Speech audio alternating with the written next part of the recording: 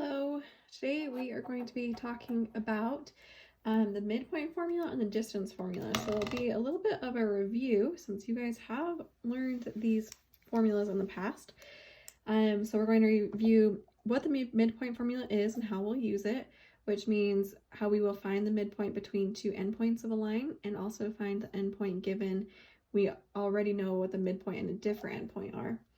And then we'll also review the distance formula to calculate the distance between two different points. So let's look at the midpoint first. So what is a midpoint? Here's an example, kind of a scenario for you. What is the average of test scores 40 and 80? And how would you find it? So a lot of you could probably even just do that in your head. You could think, oh, well, the middle between 40 and 80 is 60. We are essentially doing the exact same thing when we find the midpoint of a line, is we want to find the average between the two endpoints. So if I want to find the average of these two test scores, we would add the two together. 40, let's see if my pen will work, plus 80, and then we divide them by how many there are, which there's two numbers. So a lot of you guys have done that before, but 40 plus 80 would be 120, and 120 divided by 2 is 60, so that'd be the average. So when we want to find the average or the midpoint between two different points, we're going to be doing the same thing. We're going to find the average of the x's, and we're going to find the average of the y's.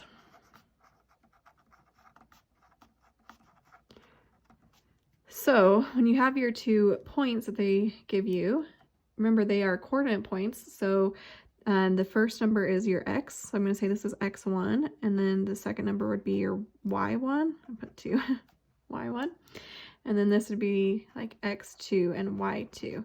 So if I want to find the average of the x's, I'm going to take those two x's together, add them, and then divide by 2, just like we did up here. So I'm going to do x1 plus x2, and then divide it by 2. So my x1 is -5, and then plus my x2 is 3, and then divide it by 2. Well, -5 plus 3 is -2. -2 divided by 2 is -1. So there's my x value. But then I also need to know the y, since we are finding a point. We need the x and the y value. So for the y's, we're going to do y1 plus y2 divided by 2.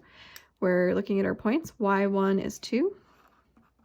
And then y2 is also 2. And then divide by 2. Well, 2 plus 2 is 4. 4 divided by 2 is 2. So this is your x value and this is your y value. So the average between these 2 points, or the midpoint, would be those two numbers we're in as a coordinate pair. I'm going to do my x value, -1, comma, my y value, 2. And that would be your answer. So this point is in the middle of these 2 points if we graphed them. Hopefully that looks familiar from when you guys did the midpoint formula in past years. But we're going to try a couple more. Find the midpoint between each of these pairs. So again, I like to label them. Here's x1, y1, x2, y2. And to find my average of my x's, I'm going to do x1 plus x2 over 2, which equals 8 plus -8 divided by 2. Well, 8 minus 8 is 0, and 0 divided by 2 is just 0. So that's our x value. But now I need to do the y's. So if I find my y1 is -7, plus my y2 is a -3.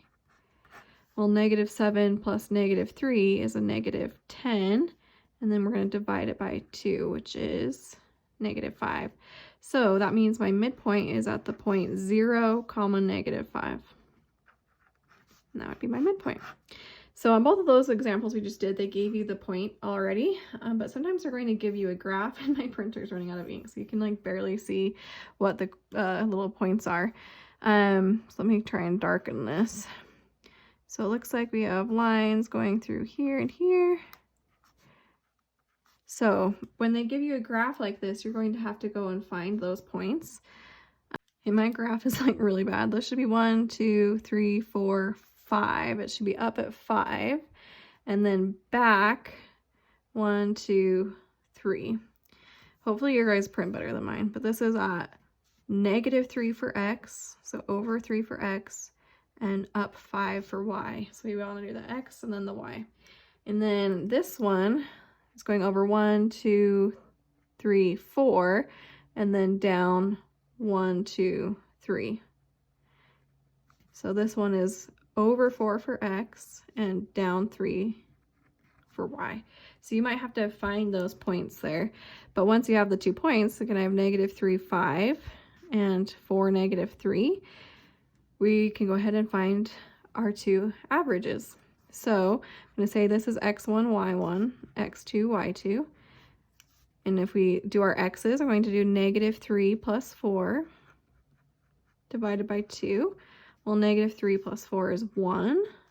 And 1 divided by 2 is just 1/2. I'm just going to leave it as a fraction, or you could do a decimal, but most of the time we'll just use the fraction. And then for the y's, we'll do y1 plus y2. So 5 plus a -3 divided by 2. Well, 5 subtract 3 is 2, and 2 divided by 2 is 1.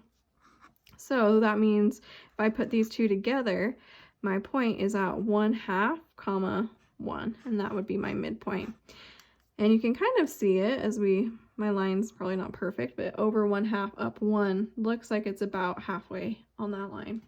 So, okay, now let's look at a different type of problem.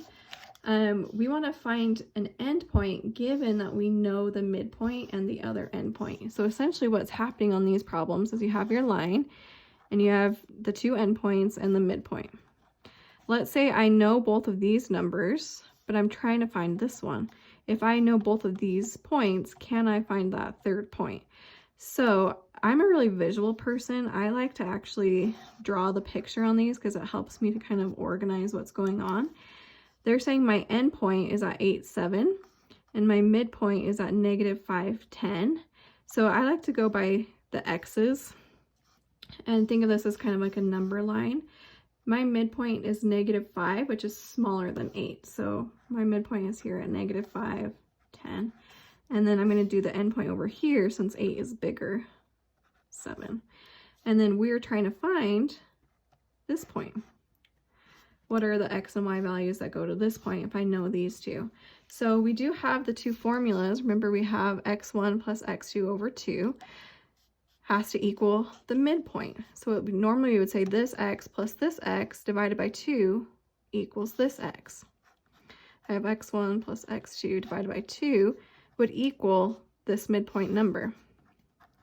So if I plug in the numbers I do know, I know this x value. Let's say it's my x2. I would have x1 plus 8 over 2 equals our midpoint, -5. And now we're just solving backwards for x. So to get rid of that divide by 2, we're going to times by 2 on both sides. So those cancel, and I'm left with x1 plus 8 equals 10. And then let's minus the 8 over. Those cancel, and I get x equals 10, subtract 8, which is 2.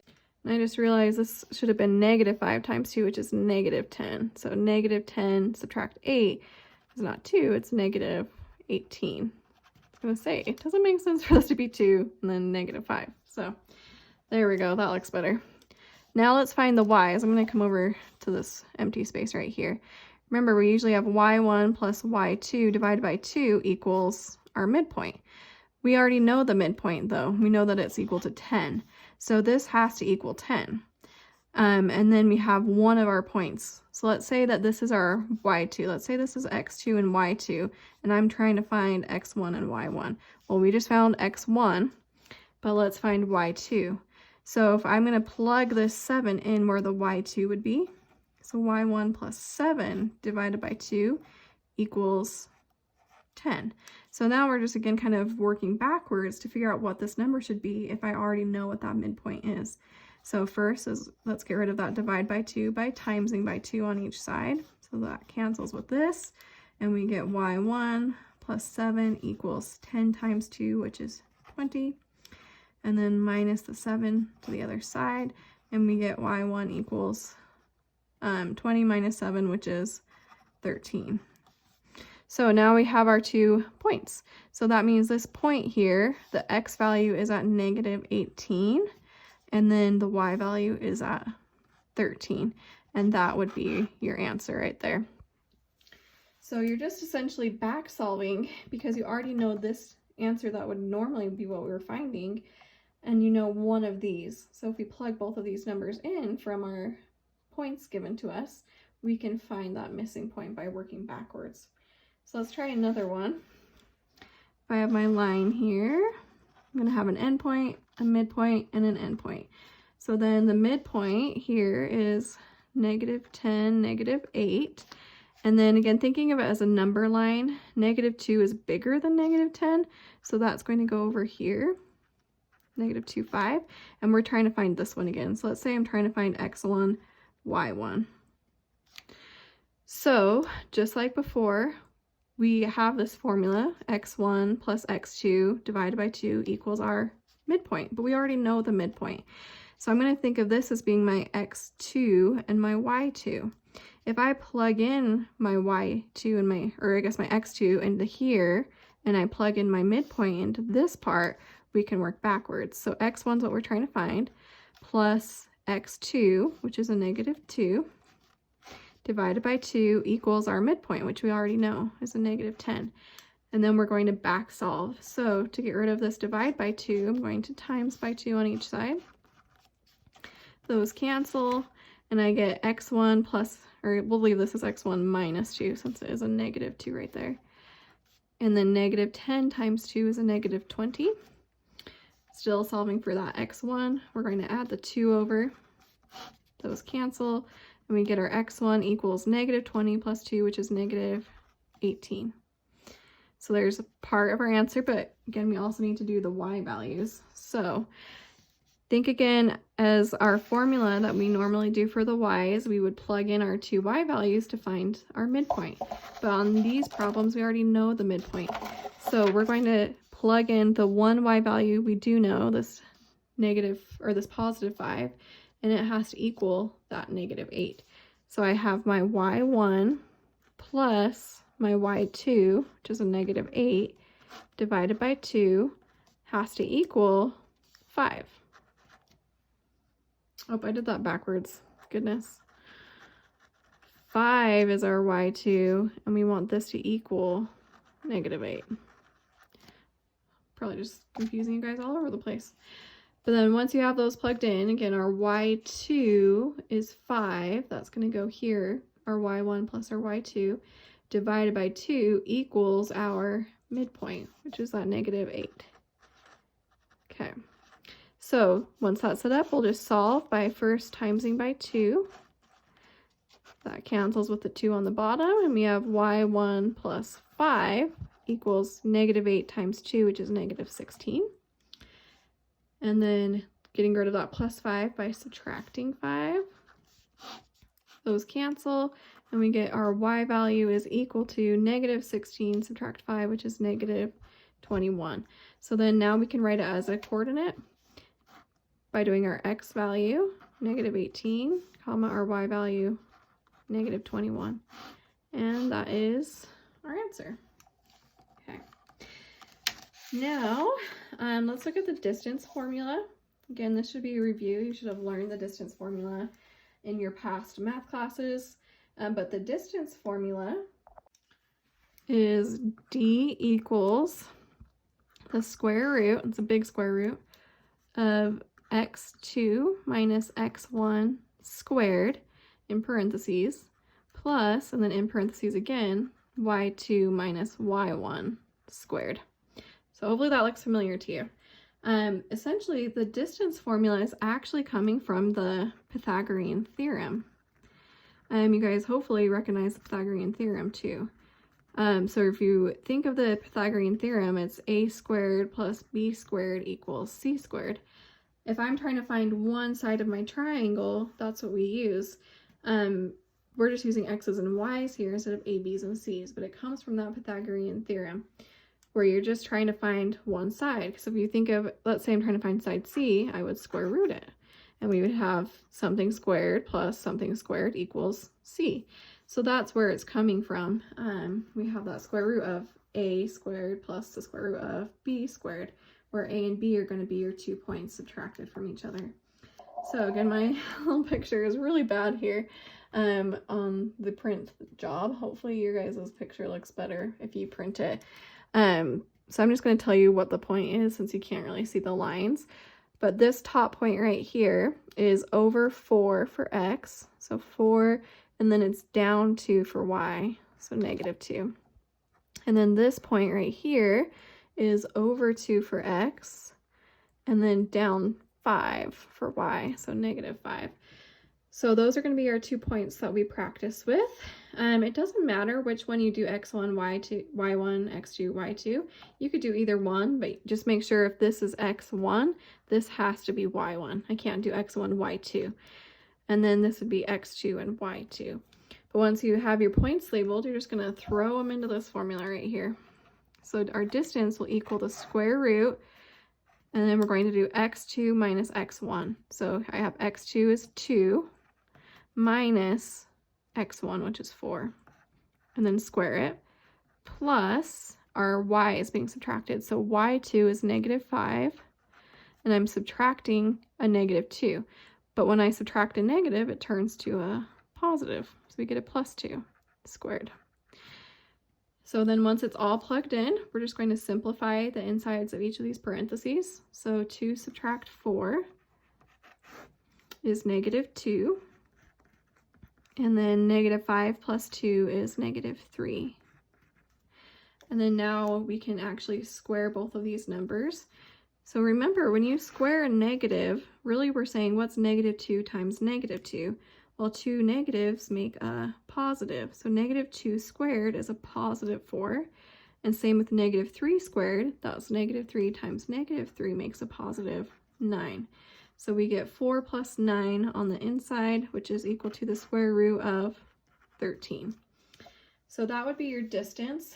Most of the time in your answers, they're going to say they want an exact answer. An exact answer means they don't want a decimal or a rounding job. So an exact answer is going to include the square root. A lot of you guys, when you go to do your homework, try to put that in as a decimal and it marks you wrong.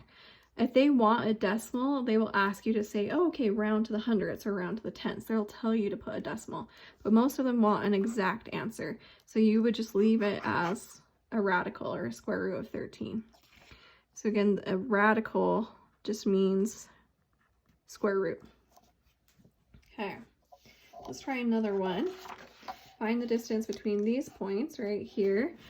So I'm going to say here's x1, y1, x2, y2. And we're going to plug it into our distance formula. So I'm going to have the square root of x2, which is 6, minus x1, which is -3.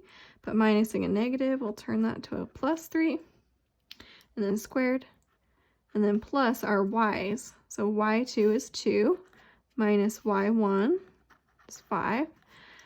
And then that's our plug-in step. Now we simplify the inside. So 6 plus 3 is 9.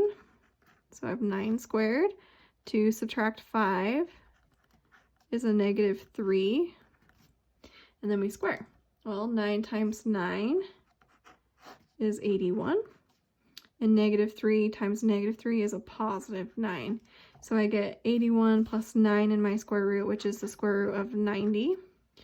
So hopefully you guys remember from earlier in the year, we practiced simplifying square roots. On this last example, we had the square root of 13, which was prime, so we couldn't break it down any more than it already was. But 90 is definitely not broken down as much as it can be. We want to try and find a perfect square that goes into 90. So a perfect square that goes into 90, and I kind of like to think of it as a factor tree. I could think of this as the square root of 9 times the square root of 10. And the reason I want to do that combination is because 9 is a perfect square. I can take the square root of 9 because we know 3 times 3 equals 9. So the square root of 9 is 3. And then I would look over at the square root of 10. Can I break 10 down any more than I can? Well, I could break it down into 2 and 5. But 2 and 5 aren't perfect squares, so it doesn't really help me to do that. It would actually just make it more messy. So we're just going to keep this. So our answer, we're going to write as 3 times the square root of 10. And again, that is going to be the exact answer. If they want a decimal, they will tell you to round, but I'm just going to leave it as a square root for now. Okay. And then, again, this one printed so bad. So this point up here at the top is at 0 for x. It's right on the y-axis, even though you probably can't tell from the video. And it's up 3 for y. So 0, 3. And then this point down here is over 2 for x, and then down -5 for y. So those would be your 2 points. So if we find the distance on these, we're going to take our x2, I'm going to do this one as x2, which is 2, minus our x1, which is 0, and then square it. And then we're going to add our y's subtracted. So y2 is -5. I'm going to subtract 3, and then square it. So we're plugging those in. We get distance equals the square root. Well, 2 subtract 0 is just 2, so I have 2 squared. And then -5 subtract 3 is -8 squared. Well, 2 times 2 is 4, so I get 2 squared equals 4. -8 times -8 is a positive 64. So we get our distance is the square root of 4 plus 64 is 68. But again, if we can simplify that 68, we want to. So we want to think, what is a perfect square that goes into 68? And the only perfect square that's going to go into 68 is 4. So I can break this into be the square root of 4 times the square root of 17, since 4 times 17 is 68. If you don't have that one memorized, it's okay. You can use your calculator to help you figure that one out. But the reason we want this combination is because 4 is a perfect square. Well, the square root of 4 is 2, so I can simplify that. 17 is prime, so we can't really do anything with it, so we just keep that square root of 17, and that would be your answer. So again, this is what we call the exact answer. Don't put in a decimal unless they tell you to round to like the 10th place or 100th place or 3 decimals. Then that means actually get a decimal for it. Okay. So on these ones, notice that it does say find the distance between each pair and then round to the nearest 10th. So that means you don't want to leave it as a square root. We're actually going to get the decimal. So I think let's just do one more and we'll be good. Let's do this one so we have more space. I'm going to say here's my x1, y1, x2, y2 on this point. So my distance is going to be the square root of x2 minus x1 squared plus y2 minus y1 squared.